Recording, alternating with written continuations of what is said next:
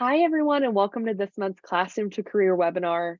The Classroom to Career program was created to show our ProStart students a look into career possibilities within the hospitality industry. Each webinar will be recorded and can be found at texasprostart.com. I'd like to welcome our panelists today, Patrick Costello with St. Philip's College, who's our lead culinary judge for Texas ProStart, and Patrick Mitchell with Benny Keith, who is also a culinary judge for Texas ProStart. I'm excited for our audience to learn more about each of your backgrounds and how to become a certified chef. Thank you both for being here. Thanks for having us. Thanks for having us. Absolutely. I think you had asked us to kind of start out with a little bit of how we got started in the industry. So I'll jump into that. My first job really was a dishwasher in a family-owned restaurant. I was washing dishes and realized that's really not what I wanted to do. So I would kind of get caught up and help out on the line, and I really got kind of hooked on that, cooking there in the kitchen. I found out about the Culinary Institute of America and I applied for that and got accepted. I went up to CIA in Hyde Park.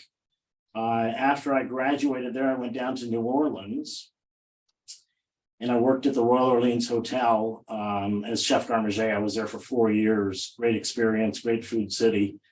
And then I got recruited to Dallas with Four Seasons. So I came to Dallas, and after 2 years working for Four Seasons, the hotel I worked at was bought by Marriott. And my options were to stay with Four Seasons down in Austin or to stay with Marriott. And I chose to stay with Marriott because I just really didn't want to uproot the family. My wife had a job and all that stuff. So I stayed on with Marriott, and then 23 years later, had been executive chef and food and beverage director, and then they started kind of phasing out food and beverage directors. So my job got eliminated, and I could have moved on with Marriott, but I really wanted to stay in the DFW area. So I took the package and then opened up Great Wolf Lodge, the water park here in town.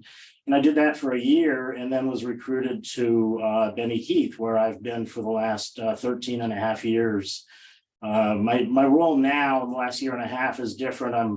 I'm a corporate culinary ambassador working for the general office with responsibilities over all of the 9 distribution centers.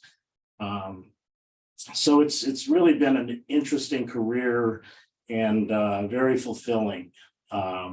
And I don't think I could have done any one of those steps without the previous steps, the experiences that I learned and things like that. So that's kind of my background, Patrick.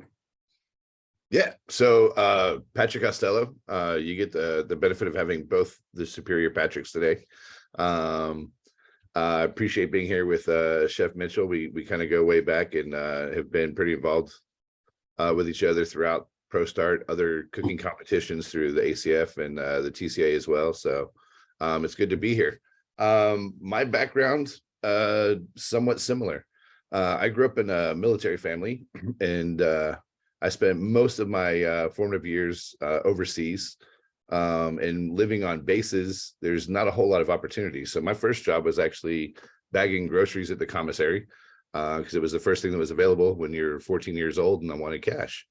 Once I got a little bit older, I got to move on to the officers club on the base, where I was a busboy. And so I was a busboy in the restaurant, and then I got to start working banquets and parties from there. And when they started getting some of the bigger banquets, they kind of shifted us around, and I got to start doing some like meat carving stations and doing some things like that. And I was like, man, this is kind of fun. And so I slowly kind of drifted my way towards the kitchen to see anytime they would let me kind of go back there to do any work there. As I moved through to college, the quickest jobs to get are in restaurants. So being able to pick up quick cash and having available hours to work with my school schedule. I worked at a bunch of restaurants because it's the easiest thing to get into. From there, I went on to do a little bit of time with the Air Force. And when I got out of the Air Force, I needed a job. And of course, the thing that's always there and always available is the restaurant industry. So I took a job with TGI Fridays, and I was a front of house manager with TGI Fridays. And while I really enjoyed that work, I did gravitate more towards my kitchen shifts. So I decided I want to do more with this. And so I went to culinary school. I actually went to St. Philip's College, where I teach now, and that's where I got my culinary degree from. And I got to kind of go back out into the industry and start working as a chef. I was mostly, unlike Chef Mitchell, who did the hotel route, I went through single service operations. So I was in the restaurant sides. Being a chef isn't really the terminology. I was a kitchen manager more than anything, but it's still kind of supervising and producing food. I got an opportunity to get hired on with HEB, which was really cool. And I got to work with recipe and development, and do some of the fully cooked lines. And then I slowly transitioned into opening up what at the time was the Cooking Connections, which are still around but have evolved some. But when we first started that process, it was really more of cooking lessons for the customers. So it was like a little demonstration how to quick meals and kind of making things convenient for folks. And so I kind of really started to enjoy that, kind of helping people be able to prepare great meals. And then I got a call from one of my former faculty members that said, hey, there's an opening coming up in the culinary department, and we think you'd be great to come in and give it a shot. And at the time, I had a 1 and a 3-year-old child, and figured I would like to see them more. This sounds like a great opportunity. So I applied, and luckily enough, I was hired on as a instructor with the culinary arts department here at St. Philip's. And now we're 17 and a half years later. I'm the program director for restaurant management, and just kind of loving life, helping the next generation get into the workforce. So, And a brand new building, right? And we got a brand new facility. It's absolutely gorgeous. Yes. Oh, very nice. Well, moving into the next phase of this, we want to talk a little bit about certification and how to become certified. And there's kind of two really aspects to that. One is going through a culinary program, or going through an apprenticeship type program, working in the industry. But when it comes time to actually getting certified, kind of the key things are a written exam and a practical exam. So Patrick, do you want to talk about the written and the culinary school aspect of things? And yeah, absolutely. Cover the practical. So, like Chef said, when it's time, when you decide to become certified, the American Culinary Federation is kind of the leading model for professional growth and certification, not just within the United States, but within the World Chefs Association too. You see a lot of other countries kind of model their processes after the American Culinary Federation, the US version. And so we have a lot of opportunities and pathways for people to become certified within the American Culinary Federation. And why this is important is because it kind of shows your dedication to the craft, and it shows your knowledge to your potential employers, right? And so to be able to show that knowledge through certification, you have to go through a pretty vigorous testing process. So even before you get to be able to take the written exam and the practical exam that Chef mentioned, there's still additional training that needs to be done leading up to that. And so the three key areas there are supervisory management, nutrition, and then also sanitation and safety, right? So you actually have to show that you have competency in those areas, and you have to have a specific amount of training hours within those areas. And so if you're going as the individual route, then you're going to have to make sure that you sign up and take the ACF certified courses in those three areas, and then complete those courses and have your certificates readily and available.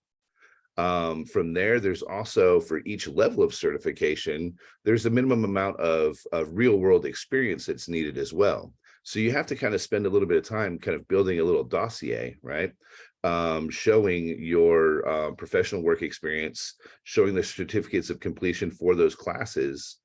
And then you can apply to take the written exam. And the written exams are usually about 100 questions, right? And depending on which level, they're going to cover a specific area of culinary knowledge. And so if you're entry level all the way up to Chef Mitchell, the certified executive chef level, obviously that test is going to become harder with time because it's going to cover a wider variety of culinary skills and knowledge, right? And so there's practical manuals that the ACF provides for you, study materials to be able to prepare yourself to take that written exam. And then once you apply to take it, then here's the other kicker. You have to do it at a certified examination spot, which aren't too terribly hard to find. You can go to the American Culinary Federation website and they will let you know where those locations are. But for some people, they're not readily available. If you're in a larger metro area, Dallas, Fort Worth area, Houston, San Antonio, we have locations here. My school is actually a certified testing site. But if you're not in a specific area, you might have to actually do some traveling to get to a certified testing spot. So these are kind of things that you need to kind of take into consideration. And then, like I said, make sure that you study those materials that are given to you by the ACF to be prepared to take that exam. Now, another option that you can do is go through an ACF accredited program. So my school happens to be accredited by the American Culinary Federation Accrediting Foundation, and we're also ranked as an exemplary program. And so the plus side to going through an ACF accredited program is within your curriculum, you have to take a management leadership course. So that covers your management supervisory education. You have to take a course in nutrition, which covers your nutrition. And you also have to take your sanitation and safety and your National Food Manager Certification exam. So that's all part of our general curriculum, which just happens to check off several of those key boxes that the ACF is looking for. Also, you're going to get 2 years worth of in-house training under the certified chefs here in the program. And those hours also get to log in towards your work experience as well. And so when you are looking to graduate from one of these accredited programs, the first step we encourage our students to do is join the American Culinary Federation. You can join as a student member, which is highly discounted compared to the professional side of it. And then at the time of graduation, if you were a member of the American Culinary Federation, then you will actually automatically receive your either certified culinarian or your certified pastry culinarian, which is your CC or CPC certifications, and you will automatically receive those. And from an exemplary program, you receive them free of charge. So that is a massive benefit to when you're picking your schools to go to, making sure that you're going through an ACF accredited program will really kind of help guide you in that certification process. And you get to skip a lot of the additional steps that most people have to go through to achieve that certification. And so if you're looking to then move from there, that just kind of fast tracks you on the pace to getting your certification and then being able to move up in the ranks of certification as well. And so that's one of the things that we kind of highly encourage our students to get involved with is getting into the process of the American Culinary Federation, becoming familiar with it, becoming familiar with certification. As a matter of fact, in one of my courses, it's actually one of their homework assignments is almost a scavenger hunt to find their way through the American Culinary Federation website, find the different certification levels, find the different applications, and they have to report all that back to me. And I make it for a grade so that they are super familiar with all the processes. And then we want these guys to get certified coming right out of school right away to just boost that the morale and their resume. And so those are kind of the two different pathways that you can take. And so there's lots of study guides available, research material for the practical knowledge for that written exam. And then of course, step 2 is not only do you have to know the knowledge, but then you have to prove that knowledge to us by doing a physical examination, or what we call the practical, where there's going to be a set amount of tasks that need to be performed to a specific standard, and within a specific time frame. And these are one of the things where Chef Mitchell is kind of the foremost expert as both a coach and an examiner in all levels of the competency realm of it. And so I'll let Chef Mitchell kind of explain the practical examination side of things. Well, thank you. So the first thing that I want to really emphasize when proctoring a practical exam, they tell us that this is not a competition, it's a practical exam. When I coach somebody, I coach them as if it's a competition. And the reason I do that is because there's a lot of similarities in preparation for a competition and preparation for a practical exam. The subtle difference in the practical exam, why it's not a competition, is because in the exam, you're asked to execute very specific proficiencies at whatever level you're competing or you're testing at. And that's all they want you to do. They don't expect you to do anything more. It's not, you're not going to try and get creative and try and impress the proctors with some unique preparation. You have to just do that specific proficiency and show us that you know how to do that and you know how to do it correctly. So that's really what the difference is. But the rest of it in preparation, I really do encourage people to prepare for it as if it's a competition, and practicing in setting up and getting your mise en place squared away. So I just want to kind of make that distinction right in the beginning. I've got a PowerPoint and I'm going to attempt to share the screen here, and we'll go through, it's just a 9-slide PowerPoint.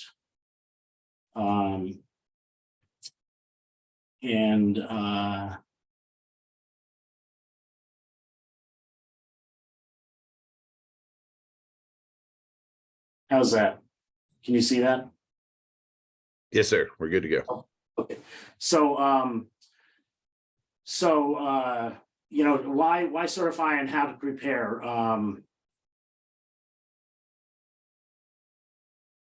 Okay. Mouse wasn't working right. So why certification is important, and Chef Costello really emphasized a lot of that stuff. It validates your skill level. It's a nationally recognized standard.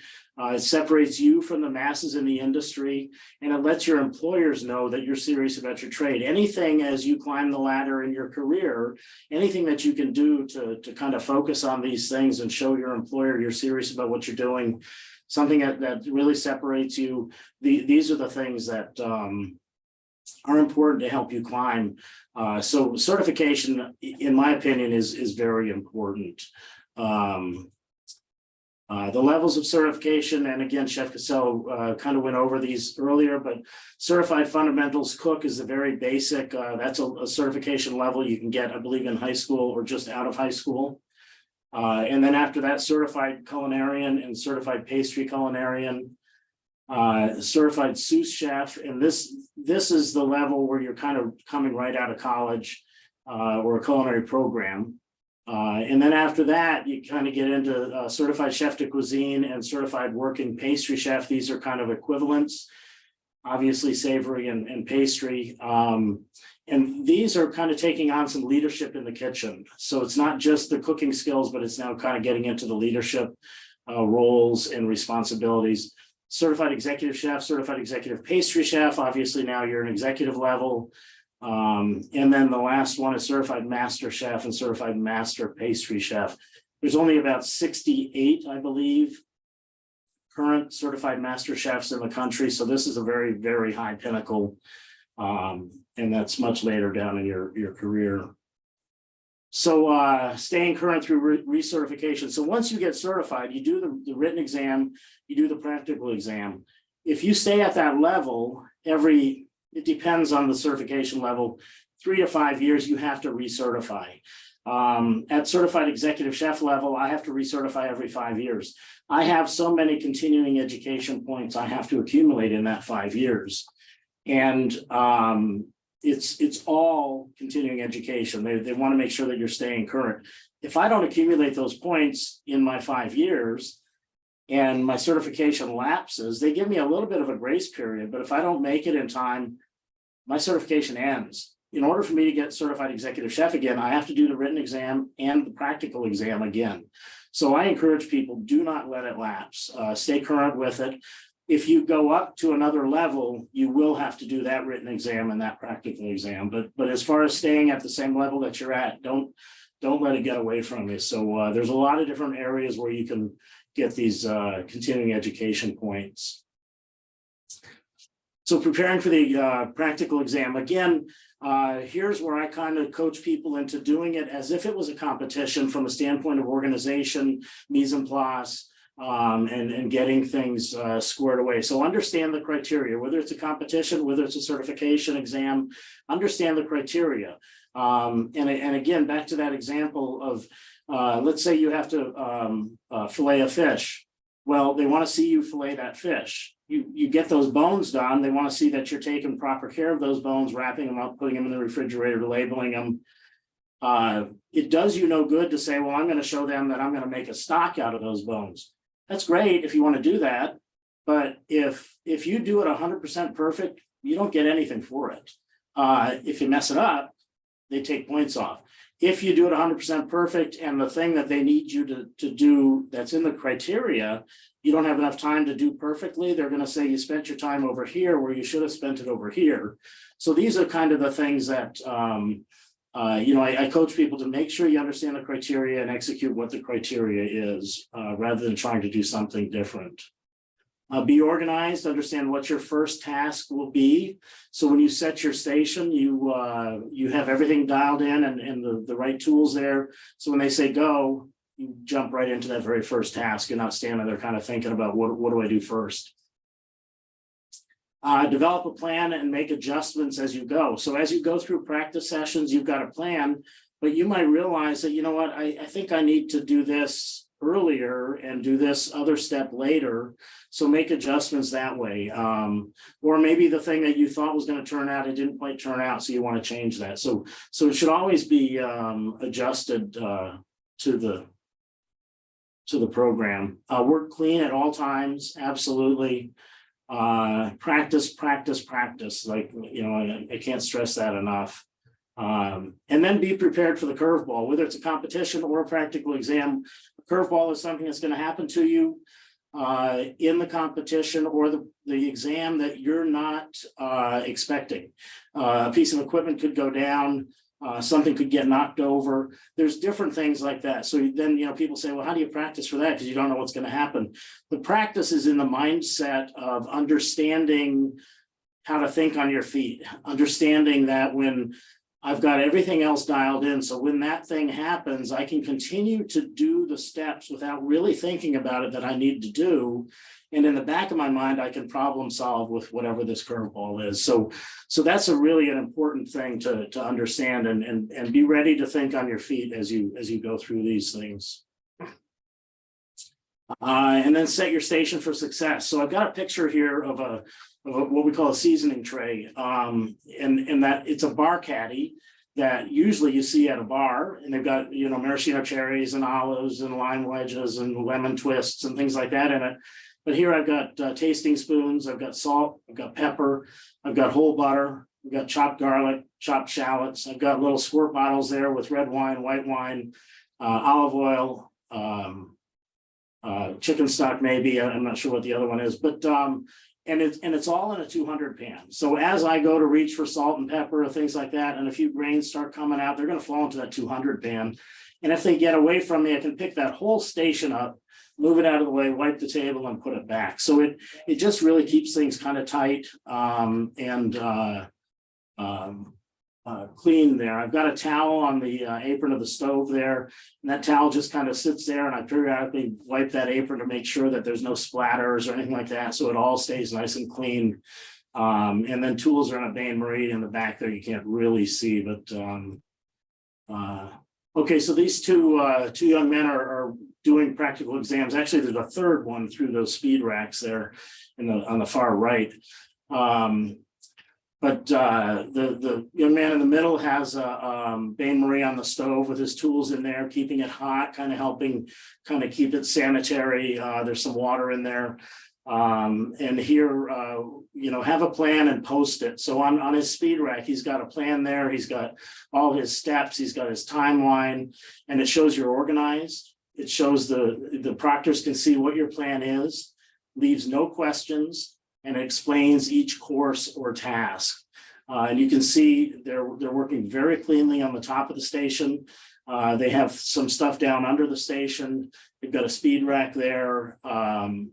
It just should be kind of clinical situation there. So, and then, plate development happens through repetition. I've got a couple of examples here of some plates. So this particular plate was a braised rabbit course, braised leg meat of the rabbit. It was like a cassoulet on the bottom with some herbs sprinkled around. You can see the beans in there. There's a crostini there with a tomato jam on it, and that was the first step of that thing. Then I further developed that plate, and it had a parsnip puree on it. It had kind of a chutney over on the right side. It had the rabbit out of the container on the plate, and then I kind of refined it was brioche toast there. And then this was the final example. It turned into a parsnip and potato puree. That chutney turned into a relish of apples and grape wedges and almonds. And the rabbit went back into a smaller container. It's got a little bit of a pickled butternut squash on top, and then the brioche there. So you can see, and it's important to take pictures so you can kind of see how your things are developing. And it's really amazing when what you think is going to be a great plate, like this is the rabbit loins. And I thought on both of these first pictures that was great. The two rabbit loins wrapped in an herbed force meat with some farro. I've got half a kidney over there on the side. I've got carrot and carrot puree with a little turnip, I think, there wedge. Then I got rid of the vegetables and the kidney, and I went with more of a salad and the farro, and added a little apricot jelly there. And then the final dish has not just mushroom in between the two rabbit loins, but it's also got red bell pepper in there now, a refined force meat there, a little bit of stone ground mustard, and then the jelly and the salad there. So, it's important each practice session to take pictures and take a look at it and try new things and develop the look of it and the appearance of it. And these dishes like that are going to be later on in your certification, where you have to create courses, and they want you to use very specific items, but then you have to create the rest of the dish. But that's later on in certified sous chef and certified executive chef. So just kind of in a review, have a plan, work clean, stay organized, find a coach. That's really important. Find a coach, somebody that can kind of give you some feedback, and give you the honest feedback too, just not somebody that's just going to tell you what you want to hear. And then again, practice. It's so important, because what's going to happen is you have a certain time frame to do this exam. And if you don't practice, you're going to get into that strange kitchen, and you're going to try and do these things that you may have great knowledge in all of the steps that you have to do. But I tell people it's kind of like a jigsaw puzzle. You have all the pieces, you know how to do all the pieces, but if you don't put them together in the right order, it doesn't make the puzzle. So if you're not doing it with the first thing first and the last thing last, it won't come out in that time frame. Plus, you're going to have proctors there, and it's going to make you a little bit nervous, and it's probably going to be a strange kitchen. So it's just important to practice so that it just really kind of comes second nature, and you know what you're doing. So I am going to try and get out of this and unshare the screen, and I'm not sure I know how to do that. Chef Costello, you have anything while I'm trying to figure this thing out? No, so like Chef said, the organization of this exam is just as important as the actual product that you produce in it. Those are kind of clear defined steps for each level of certification, and it boils down to knife cuts, specific fabrication techniques, specific cooking techniques, and then depending on how far along you're going, getting into actually producing specific meals and components, right? And so to have all of that skill set is one thing, but to be able to pull it all together and effectively do all of those multiple tasks efficiently in that time frame comes down to the organization of it, you know. So like Chef said, how you prepare and how you organize and build up to this, and then practice for that repetition is super important.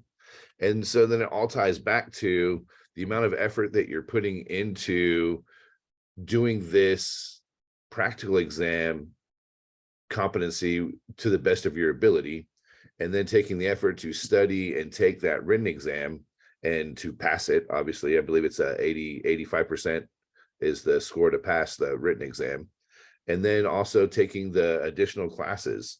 And so when you combine all those together, that's just going to show how valuable you are in the role that you're applying for, because employers and corporations will see that you are truly dedicated to your craft and to improving not just yourself, but their working environment as well. And so all of these things just kind of gives you that leg up amongst the competition. So yeah, there's someone that may have 10 or 15 more years experience in the kitchen than you, but if they're not certified, you know, that's going to be kind of like an equalizer, if not tilting to your favor, you know. So yeah, there's a lot of experience possibly, but are you really proving that those years equate to experience? And so that's where this certification really comes into play. And then being a member of the American Culinary Federation comes with a lot more benefits. So not just the ability to become certified, but there's a greater networking involvement in there, from the job boards and placements. There's financial assistance with specific things that they provide. There's scholarships that they provide. A lot of the continuing education hours that Chef mentioned, they give you all of the links and all of the directions to go find those quite easily. And so they really help you to, sorry? At a discounted rate too. Yes, at a discounted rate. I mean, shoot, outside of that, I mean, you even get discounts on a lot of other things. We get this cool little card every year that lets us know all the different places we can go, whether it's an Office Max, whether it's a car rental, whether it's a hotel chain, so there's a lot of benefits that come along to the membership with the American Culinary Federation outside of just being able to attain the certifications. And so that's just one of those kind of bonuses in the professional organization that helps you. And then from just that membership, that puts you into the company of people like, you know, Chef Mitchell and other folks like that. So now you're gaining kind of like a local as well as a national support group to help you along in your career. And I'm sure nobody in the Texas Chefs Association or in the American Culinary Federation does not want you to succeed in your career path. And so we're all here to help constantly. So it's a very open network of people that want to help you get better. If it's getting ready for a certification exam, if it's trying to fix your resume, if it's, you know, trying to find a better lead, if you're like, look, I'm looking to move to Dallas, I'm sure I could call Chef Mitchell and he would give me a dozen leads by the end of the week to help me get into Dallas, you know. So it's a great networking opportunity with a great group of people to build from.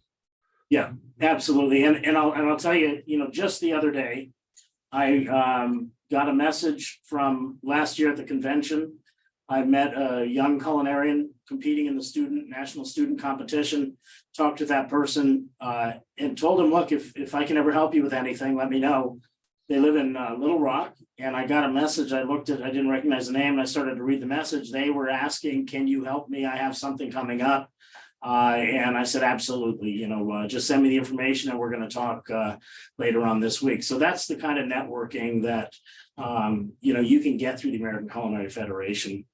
One other thing I'd like to touch on real quick is this certification exam. The certification, as Chef Costello said early on, is an intensive process. There are many people that do not pass the exam the first time. Do not let that discourage you. Go back and try it again, whether it's the written exam or whether it's the practical exam. A lot of people don't ever do it because they believe that it's going to somehow reveal that they really don't know how to cook. And, you know, I mean, it's amazing what the pressure we put on ourselves. And I just want to encourage everybody out there that if you go and take the exam and you're not successful the first time, don't let it stop you. Pursue further. I don't know what the rate is of failure on the first attempt. It's pretty high. So, you know, don't let these things discourage you, because there's a lot of people that just then walk away and never do it. And I didn't see us out on that. Yeah, I couldn't agree more. There's no shame in not getting it the first time. That just really is a better building experience for you to figure out your plan. I know some people, they kind of go into it honestly at the higher levels, and they go into the first one really as a tester, knowing that they're not going to pass, or they're actually really not trying to pass. I know it sounds horrible, but they want to just kind of get kind of like the feel and the momentum to know how to build their plan of action. And so, you know, having a better understanding of what you're getting into helps you better prepare for it. And so doing one is like, even like as a test run, just to get the feel for it, say, okay, hey, this was my plan, and it's not going to work that way, but if I adjust this and this and this, then it will work the way I want it to. And so there's no shame in that either. So Absolutely. Well, do we open it up to questions at this point? I was going to say, yeah, I think that's probably the quick and easy end of it. So Yeah, if there's anything I to definitely expand on. have some questions of my own, some relating just to students getting their start in the industry after high school, but also about ProStart, since both of y'all are involved in the competition. So first, I'd like to start off by asking, what advice do you have for students starting out in the career in the hospitality industry? And this can be specific to if they're wanting to go and become a certified chef, that track, or just general advice about the hospitality career in general. Yeah. So I would start off by saying all experience is good experience. So, I mean, the one thing that we know is whilst in high school or just coming out of high school, there's plenty of restaurants at all different levels of service, you know, whether it's fast food, fast casual, you know, or going into more formal dining. All experience is good experience. It's going to teach you things.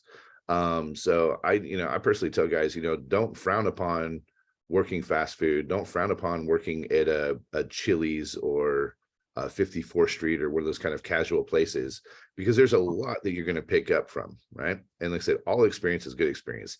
Even if you're in a bad environment, you're going to learn a lot of things that are going to help improve you and how you react and how you lead others, you know? So even being in a bad experience is going to teach you good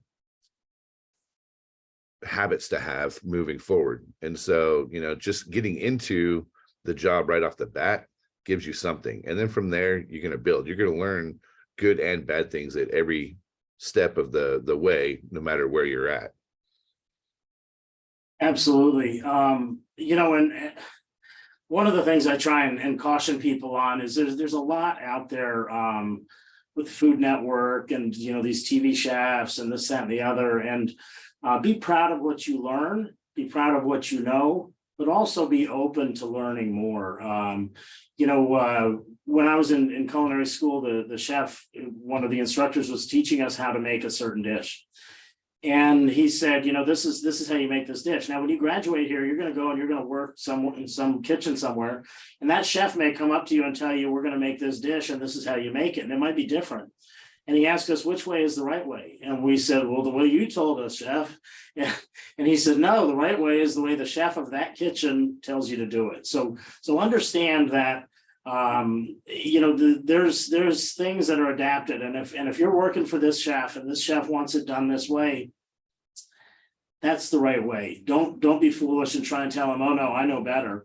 And I learned it a different way, and I learned it the classical way. So, you know, there's always a spin on things, and don't, you know, be humble and be anxious to learn things will come your way in time. Let your actions speak for yourself rather than trying to tell everybody how great you are.